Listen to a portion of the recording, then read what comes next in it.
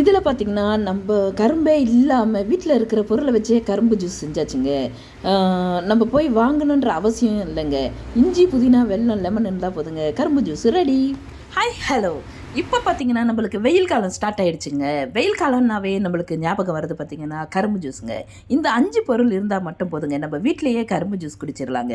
ஒன்றும் இல்லைங்க, நான் அச்சு வெல்லம் இது பார்த்திங்கன்னா ஒரு 2 பேர் குடிக்கிற அளவுக்கு தாங்க. 2 அச்சு வெல்லம் எடுத்துக்கிட்டேங்க, கொஞ்சமாக புதினா எடுத்துக்கிட்டேங்க, கொஞ்சமாக இஞ்சி எடுத்துக்கிட்டேங்க, பிறகு கொஞ்சம் லெமன் எடுத்துக்கிட்டேங்க, அப்புறம் பிறகு பார்த்திங்கன்னா தண்ணி. இது 5 பொருள் இருந்தால் மட்டும் போதுங்க, நம்மளுக்கு சுவையான வீட்லேயே நம்மளுக்கு கரும்பு ஜூஸ் கிடச்சிருங்க.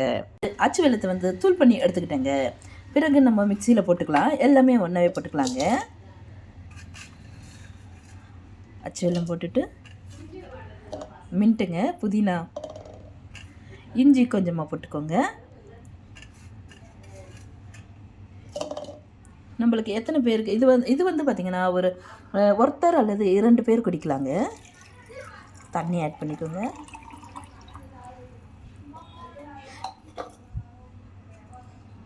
லாஸ்ட்டாக கொஞ்சமாக லெமன்.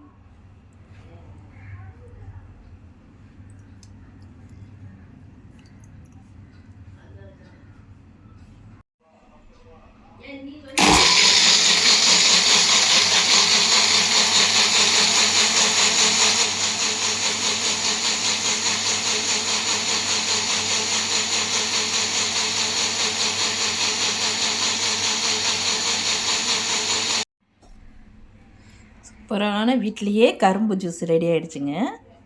இப்போ வடிகட்டிடலாம்.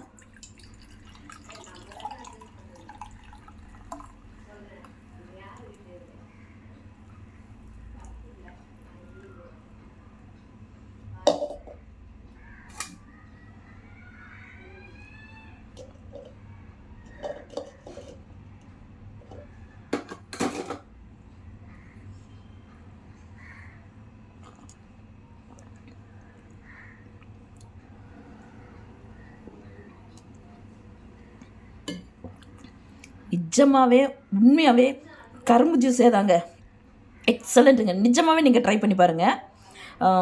என்னால் என்ன டேஸ்ட் எப்படி எக்ஸ்பிளைன் பண்ணுறதுனே தெரில. கரும்பு ஜூஸே தாங்க.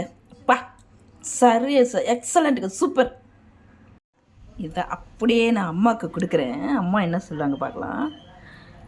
அப்பா, கலர்லேருந்து டேஸ்ட்டு எப்பா எல்லாமே கரும்பு ஜூஸே தாங்கப்பா. நான் நினச்ச பார்க்கலங்க. அப்படியே அம்மாகிட்ட கொடுப்போம்.